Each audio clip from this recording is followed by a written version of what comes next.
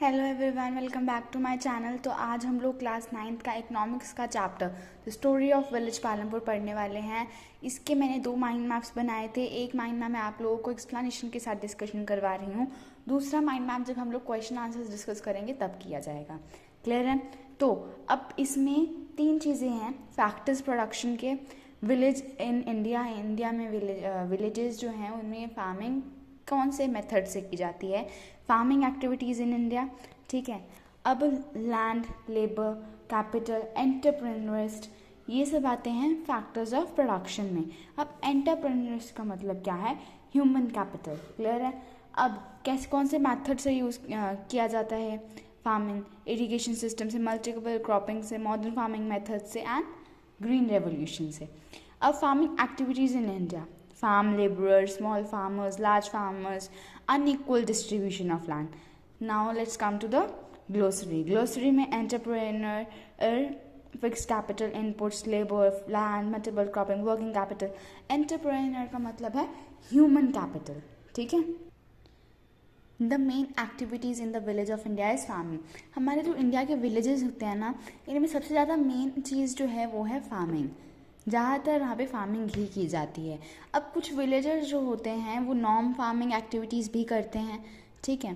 अब हमारे standard living को, विलेजर्स जो हैं, विलेजेस की स्टैंडर्ड लिविंग को बढ़ाने के लिए हमें कुछ नए मेथड्स के साथ होना पड़ेगा, कुछ नए मेथड्स को यूज़ करना पड़ेगा, जैसे कि विलेज इंडस्ट्रीज़। ठीक है। इंफ्रास्ट्रक्चर उसका अच्छा करेंगे। ओके। अब आ जाते हैं फैक्टर्स और प्रोडक्शन पे, जो हमने पहले माइंड मैप में पढ़ा, बट फिर मैं आपको एक बार बता देती हूँ। फैक्टर्स और प्रोडक्शन में आता है capital, land, entrepreneurist, labour. Clear है? अब organisation of production. Production, what do we understand by production? Production होता क्या है? जब हम लोग रॉ मटेरियल से फिनिश्ड प्रोडक्ट या फिर कोई फिनिश्ड गुड है वो ले लेते हैं, उसको कन्वर्ट कर देते हैं with the help of machines और इनपुट्स। किसकी नीड्स को सेटिस्फाई करने के लिए? ह्यूमंस की नीड्स को सेटिस्फाई करने के लिए। क्लियर है? अब जो मैंने आपको बताया ऑर्गेनाइजेशन ऑफ प्रोडक्शन से, तो उससे हमारे दिमाग में क्वेश्चन अराइज होता है, who combine raw material to produce pen? Labour. Answer is labour. अब someone is needed to organise land, labor, physical capital is very very required. अब who organize them together? इन सबको ऑर्गेनाइज कौन करता है साथ में? Human capital. कौन organise करता है? Human capital. लैंड पे आ जाइए। लैंड कंसिस्ट करता है इकोनॉमिक गुड्स, ठीक है, वेल्थ जो नेचर में सप्लाइड की जाती है, natural resources in the original state, original form में। क्लियर है? लेबर। लेबर रेफर करती है जितने भी ह्यूमन के एफर्ट्स हैं बॉडी में और माइंड में, जब हम लोग उसको एक्सपेक्टेशन ऑफ रिवॉर्ड के तौर पे अंडरटेक करते हैं। क्लियर है? अब आ जाइए फिजिकल कैपिटल की तरफ। फिजिकल कैपिटल क्या होता है? फिजिकल कैपिटल होता है एक ऐसा कैपिटल जो वेल डिफाइंड है, ठीक है, और एज वेल एज इसमें फिजिकल एसेट्स हैं जो हेल्प करते हैं प्रोडक्शन में गुड्स और सर्विसेज की। ओके।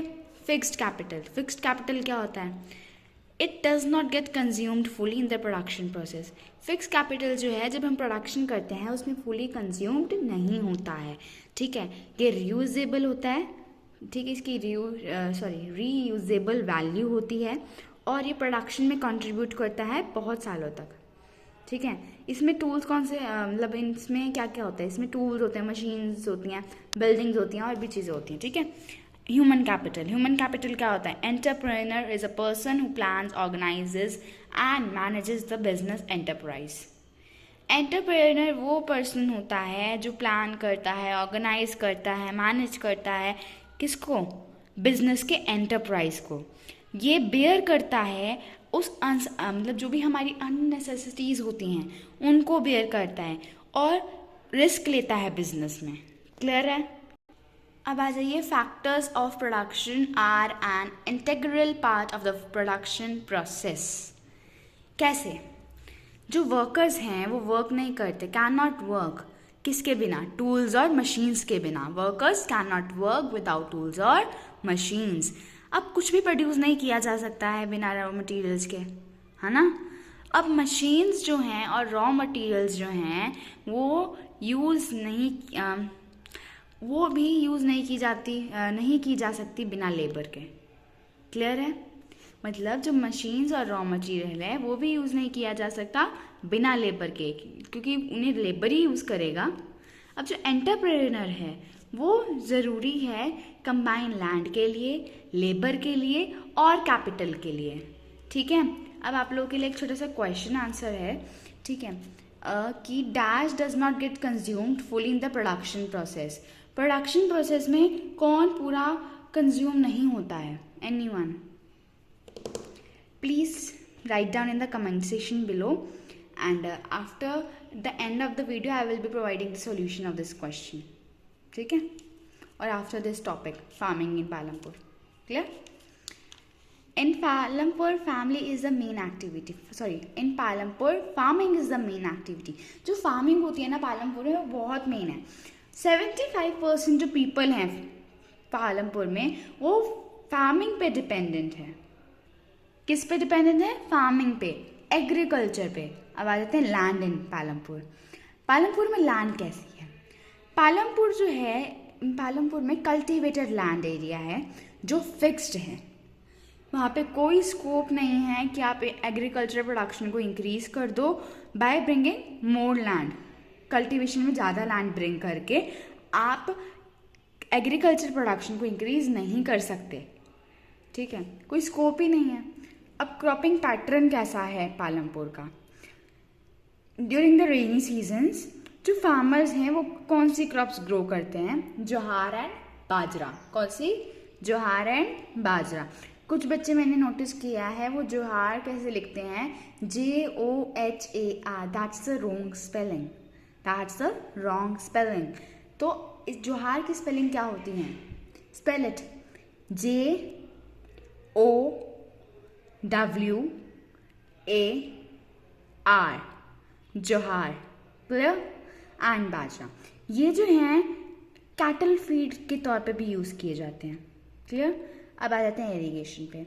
पहले पालमपुर जो है पर्शियन व्हील जो होता है ना, मतलब उसको यूज़ करके पानी निकालता था कुएं में से। आप लोगों ने देखा होगा कि ऐसे उसको घुमाते थे, रस्सी को पकड़ के उसको खींचते थे और फिर पानी, एक बकेट जो है पानी की वो बाहर आती थी।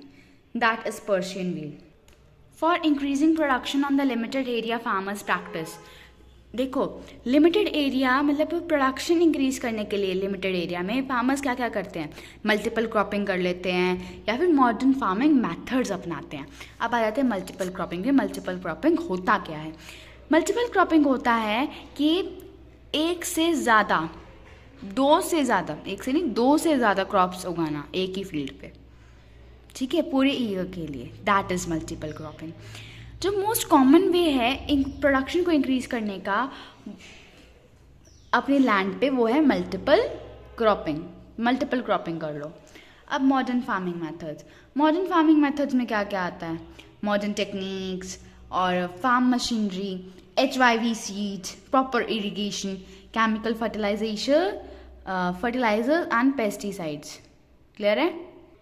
अब आ जाते हैं land cultivated in India. India में लैंड कितनी कल्टिवेट हुई है? ठीक है, जो नीचे यहाँ पे जो टेबल बनाया है मैंने, ये शो करता है कल्टीवेशन मिलियन पर हेक्टर्स में। कौन से ईयर में कितनी कल्टीवेशन हुई है?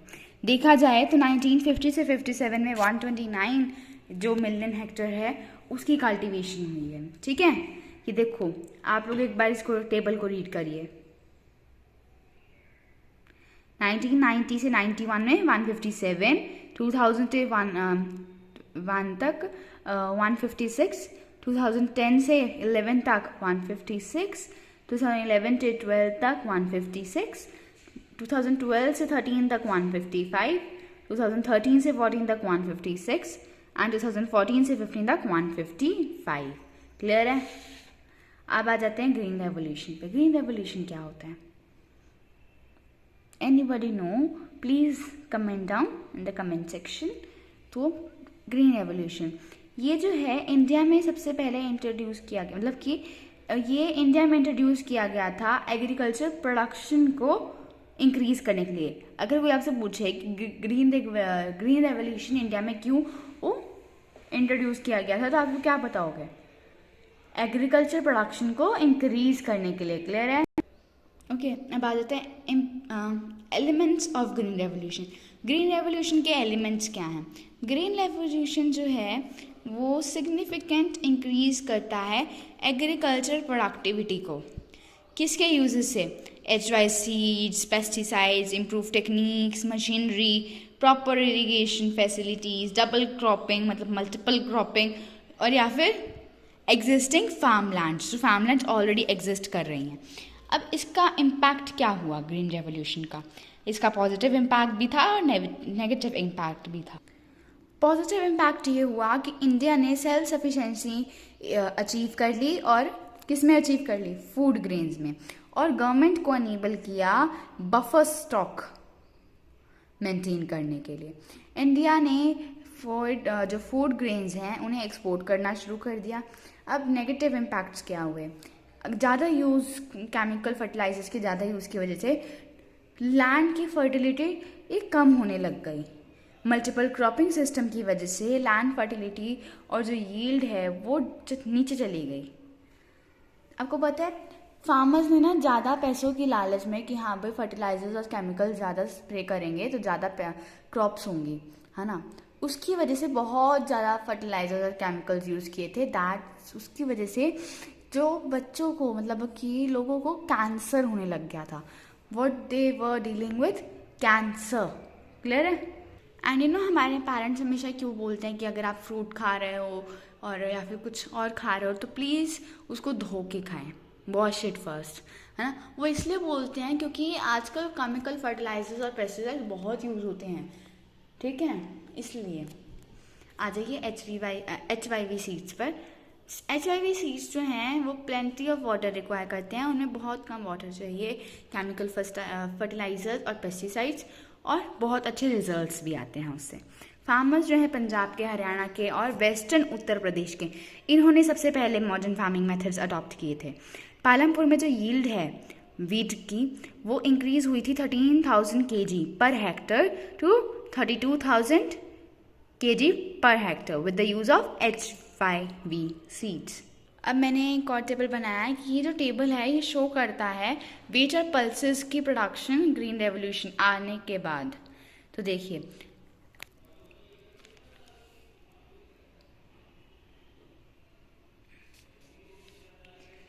मेरे हिसाब से वीट की ज़्यादा हो रही है प्रोडक्शन। देखिए क्योंकि पल्सेस जो है पल्सेस का लास्ट जो है वो 24 है एंड वीट का जो है वो 99 है, तो ज़्यादा प्रोडक्शन वीट की हुई ग्रीन रेवोल्यूशन के आने के बाद। अब हमने देख लिया है कि यहाँ पे देखो कि ज़्यादा प्रोडक्शन कहाँ हुई? वीट में, पल्सेस से ज़्यादा, है ना। अब ये शो करता है कि जो ग्रीन रेवोल्यूशन है वो सक्सेसफुल है वीट की प्रोडक्शन में। अब लैंड डिस्ट्रीब्यूशन कैसे हुई है पालमपुर में? जो विलेज है ना पालमपुर, उसमें 450 फैमिलीज रहती हैं, ठीक है, डिफरेंट कास्ट की। अब जो अपर कास्ट फैमिलीज हैं उनके पास मेजॉरिटी लैंड है, ठीक है, और उनका जो घर है वो लार्ज है और वो बना हुआ है किससे? ब्रिक्स से, सीमेंट से, ओके। अब जो दलित्स हैं, है ना, वो 1/3 पॉपुलेशन है। दलित्स कितनी पॉपुलेशन है ये इंपॉर्टेंट है, 1/3।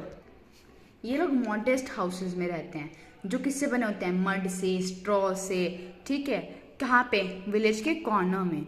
अब 60 फैमिलीज जो हैं वो मीडियम एंड लार्ज फार्मर्स की हैं जो कल्टीवेट करती हैं मतलब वो ज़्यादा मतलब more than 2 Hector of land cultivate करते हैं। और कुछ जो लार्ज फार्मर्स हैं उनके पास इतनी लैंड है, लैंड एक्सटेंडिंग है, मतलब 10 हेक्टर से भी ज़्यादा लैंड है कुछ फार्मर्स के पास। अब 240 फैमिलीज जो हैं वो स्मॉल प्लॉट्स पे कल्टीवेट करती हैं, मतलब 2 हेक्टर से भी लेस, ओके। अब आ जाते हैं distribution of cultivated land in village Palampur. अगर आप अपनी बुक पे पेज नंबर 6 में फिगर 1.5 देखेंगे तो आपको पता चल जाएगा कि डिस्ट्रीब्यूशन ऑफ मतलब लैंड के डिस्ट्रीब्यूशन कितनी अनइवन भी है, ठीक है। आप लोग चेक कीजिए, right now I am not having the book, आप लोग अपनी बुक्स में चेक कीजिए। मिल गया? चलो आगे चलते हैं। जो लार्ज नंबर है स्मॉल प्लॉट्स के, वो पूरे विलेज में स्कैटर्ड हैं, ठीक है। अब जो more than half village area है वो बड़े वाले साइज प्लॉट से कवर है। अब हम एक एग्जांपल देखते हैं ये देखने के लिए कि कल्टीवेशन जो है स्मॉल प्लॉट्स की, वो एडिक्वेट इनकम प्रोवाइड नहीं करते हैं फार्मर्स की फैमिली को। एग्जाम्पल के थ्रू देखते हैं कि जो एक फार्मर है श्याम, जिसके पास 2 हेक्टेयर की ज़मीन है और अनइरिगेटेड लैंड, उसने एक बफेलो ओन की, उसने उसे फीड किया, उससे मैनेज किया अपनी फैमिली को और उसको फीड किया। उसके बाद श्याम की डेथ के बाद उसके जो थी ज़मीन, उसके 4 बेटे थे, तो वो 0.5 चारों में डिवाइड हो गई। अब वो लोग इतनी अच्छी इरिगेशन फैसिलिटीज़ यूज़ करते हैं, ठीक है, वो लोग पर फिर भी अपनी लाइफ इजी नहीं कर पा रहे। क्यों? क्योंकि जब उनके पास पूरी इकट्ठी ज़मीन थी ना, तो वो लोग, उनके पास ज़्यादा आ रहा था। अब ये देखिए, यहाँ पे बना के दिखाती हूँ आप लोगों को। सपोज कीजिए कि ये 2 हेक्टर्स है ना, तो अब उसके 4 बेटे थे, तो एक की इतनी हो गई,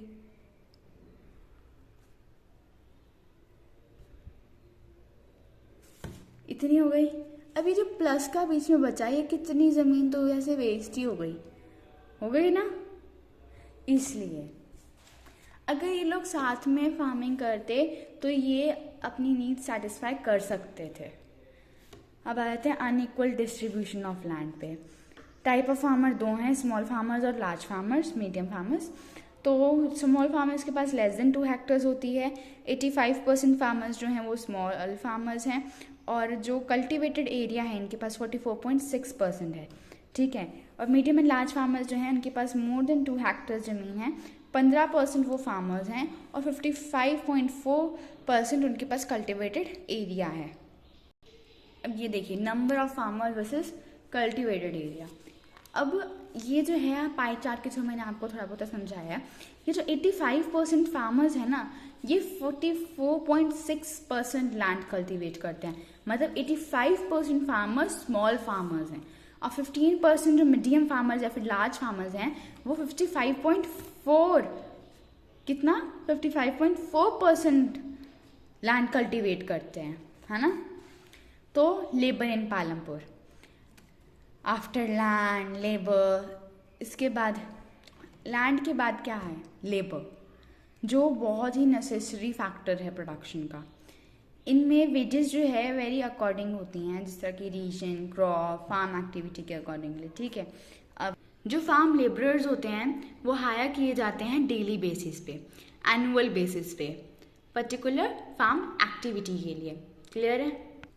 देखिए बच्चों, ये चैप्टर मैंने आप लोगों के लिए नोट्स में बनाया है, तो अगर आप लोग चाहो कि मैं आप लोगों को नोट्स प्रोवाइड करूं तो प्लीज़ आप कमेंट सेक्शन में लिख दीजिएगा, I will provide the notes, ठीक है। एंड मैंने इस चैप्टर को 2 पार्ट्स में डिवाइड किया है। ये पार्ट 1 है, part 2 will be uploaded very fast, जल्दी ही मैं आप उसको अपलोड कर दूंगी। एंड अगर आप लोगों को कुछ और समझना हो, एनीथिंग एल्स यू वांट, ठीक है, तो आप लोग मुझे कमेंट सेक्शन में बता सकते हैं। And please do subscribe to my channel.